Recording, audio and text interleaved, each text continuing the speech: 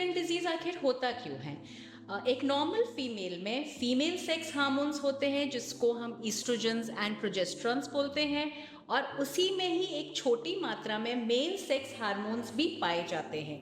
But polycystic ovarian disorder में female sex hormones का जो बैलेंस है वो डिस्टर्ब हो जाता है, यानी कि ईस्ट्रोजन्स बढ़ जाते हैं, एंड जो मेल सेक्स हार्मोन्स हैं जो कि कम मात्रा में मिलने चाहिए वो एक्सेसिव हो जाते हैं, जिसकी वजह से प्रॉब्लम्स आनी शुरू हो जाती है। सो पीसीओडी में जो female sex hormones normal ratio में मिलने चाहिए वो डिस्टर्ब हो जाते हैं और ईस्ट्रोजन्स बढ़ जाते हैं, और जो मेल सेक्स हार्मोन्स कम मात्रा में होने चाहिए जैसे कि टेस्टोस्टेरोन, वो अबनॉर्मली इंक्रीज हो जाते हैं। सो पीसीओडी के सिम्टम्स में वुमेन में experience irregular cycles, means periods less than 21 days या मोर देन 35 डेज में आए, या फिर पेशेंट को एक्ने यानी कि पिंपल्स एक्सपीरियंस हो सकते हैं।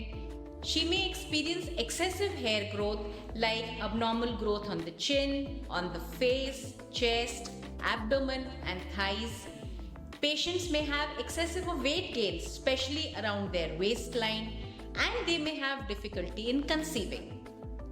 लॉन्ग टर्म कॉम्प्लिकेशंस में पीसीओडी के पेशेंट्स को हाइपरटेंशन यानी कि high blood pressure, type 2 diabetes, heart disorders, cholesterol disorders, and in long standing cases even endometrial cancer में हैपन। तो पॉलीसिस्टिक ओवरी को हम पॉलीसिस्टिक क्यों बोलते हैं? Polycystic means many cysts. That means the ovaries develop small fluid-filled cysts which are actually immature arrested eggs. Polycystic ovary का diagnosis clinical symptoms पे based है, ultrasound findings पर based है, and last but not the least blood tests पर based है। So PCOD basically is known as polycystic ovarian disease क्योंकि उसमें multiple cysts बन जाती हैं ओवरी में which are fluid filled and they represent immature arrested eggs. PCOD का diagnosis, clinical symptoms, ultrasound findings and blood tests पर based है। PCOD का treatment contains number of modalities जिसमें सबसे इम्पॉर्टेंट है lifestyle change, exercising, going to the gym, brisk walking, cardio, muscle training. All these help in reducing the fat content of the body, specially around the waist. Second thing is having a balanced diet, avoiding oily, spicy foods, avoiding high sugar foods and junk foods, increasing the fiber content in your diet, especially the greens, drinking a lot of water, and having an antioxidant rich diet helps. The third important modality of treatment is your medication.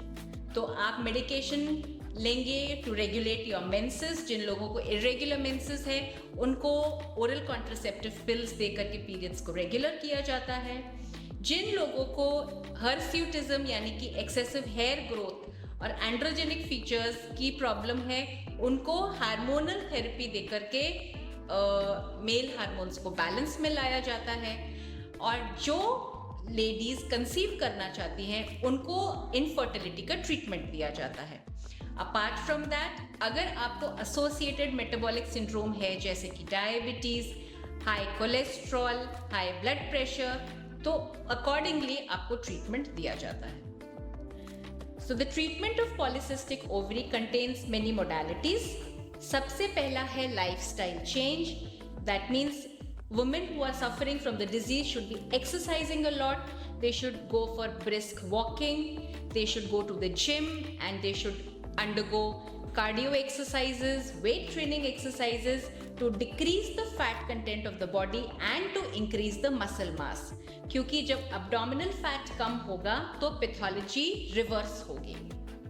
So another important modality of PCOD treatment is having a balanced diet.